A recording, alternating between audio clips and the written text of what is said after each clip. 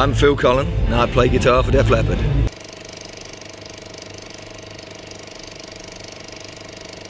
For how many years already? 82, however long that is. A long time, yeah. 20-something years, yeah. Still enjoying it, of course. It's wonderful, you know, and I would never have thought we'd still be doing this at this level, like now, so it's beyond expectations, yeah.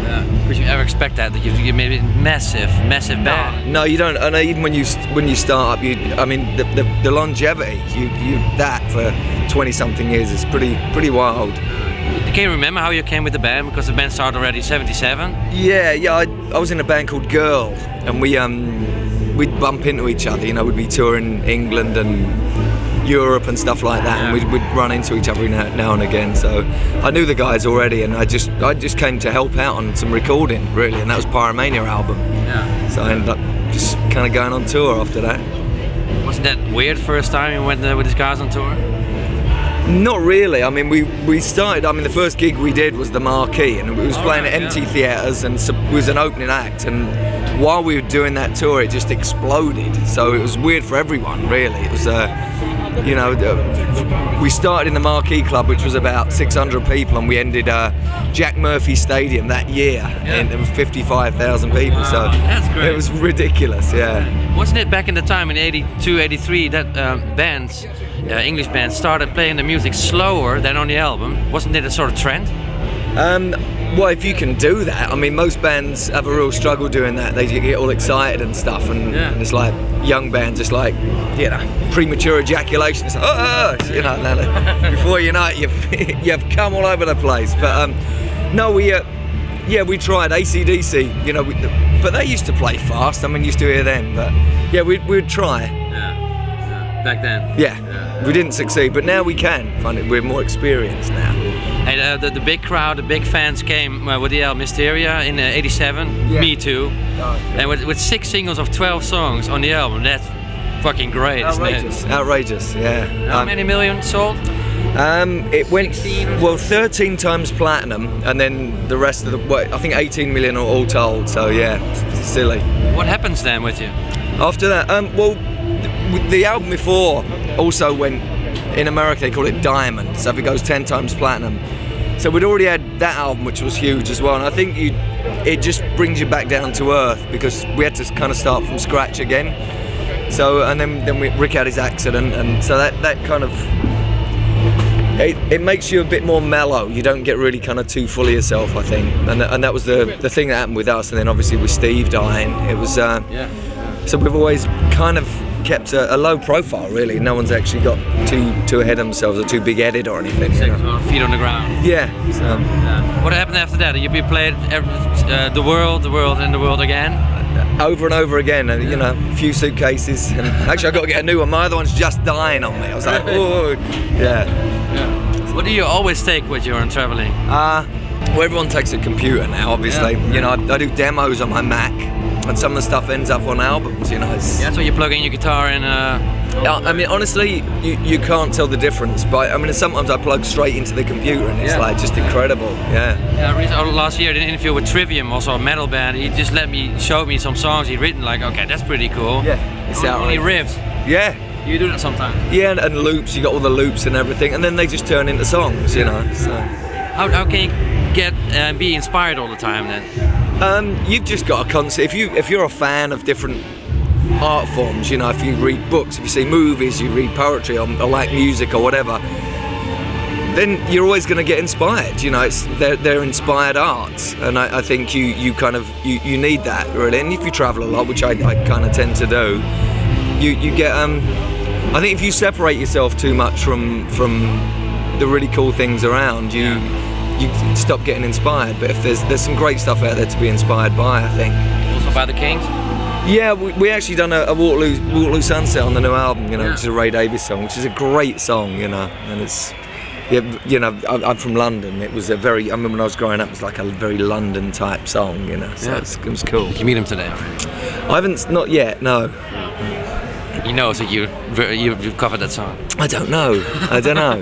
We're trying to. Someone asked us last night. They said, "So, has anyone heard some of these covers?" And apparently, David Bowie's heard it. Roger Stewart's heard it. They both said it was great. So, And who else? Oh, and then Brian Robertson actually walked by, who played the Thin Lizzy thing. So, and then this is very nice. Oh, come on, come on, flop it on the tape. So when I was in Girl, right, we actually done this photo shoot. I've got to tell you, this is people was going, "You got any anecdotes?" And Jerry, the other guitar player, was doing a photo shoot for this Japanese magazine, and he done that. He actually undone his flyers and flopped it out on this table. It's just like this. You're joking. No, and I thought, oh, well, they're obviously not gonna nothing. Okay. So years later, I'm in Japan with Def Leppard, and someone gave me a magazine, and it had some old pictures of Girl, and there was a half-page colour shot, and no one had seen it, but his dick was hanging out. It's on the thing. I'm like, oh my god! Actually made it to the magazine. Oh, years later. Yeah. So it's pretty funny. How's the atmosphere within the band now? Because you've been touring so long together. It's like going on a vacation with your. It's like a school vacation, isn't it? Yeah. No matter how old you are. No, and the last time we went, Europe actually was doing like Russia and kind of Berlin and stuff like that, and we're just cracking up. In the States, we have 2 buses. We have like a whiskey no, I mean the band has 2 buses. Okay. The whiskey porn football bus. Oh, really? And then the other one's kind of like a veggie bus. So that's me and Rick Allen. So we're on the we get lots of sleep, and it's kind of very hippie. And the rest really goes rock and roll. They go nuts on the other one, but yeah.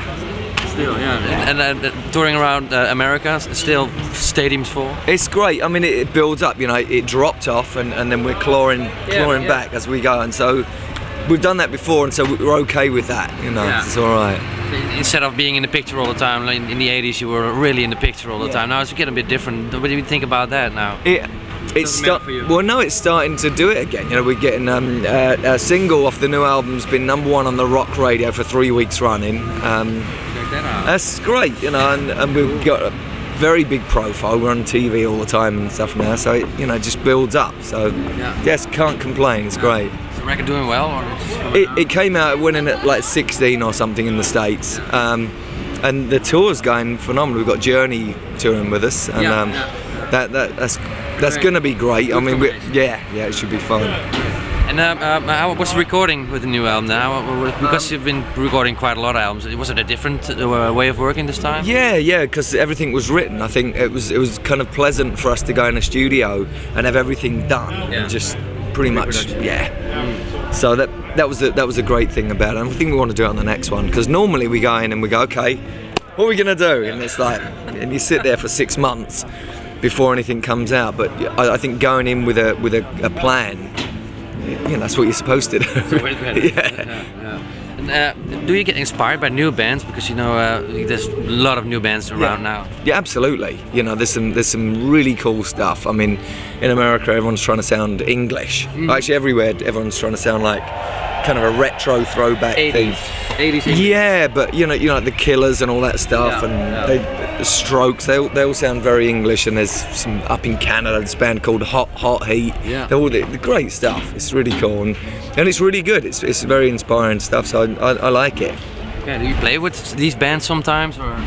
Not really. No, I mean, you know, it's more like more older rock and roll band. Really, I mean, we haven't been on tour. This is the first time this year. So we just done a thing in Vegas where we got honoured. Us, Queen, Kiss, and Judas Priest, and the Foo Fighters done a Queen song. All American Rejects done a Def Leppard song. Godsmack done a Priest song, and Rob Zombie, Slash, and Tommy Lee done a Kiss song. So, and then we played 3 songs each, and it was great. It was really good. Cool. Yeah. What about Queen, the new singer? What's that?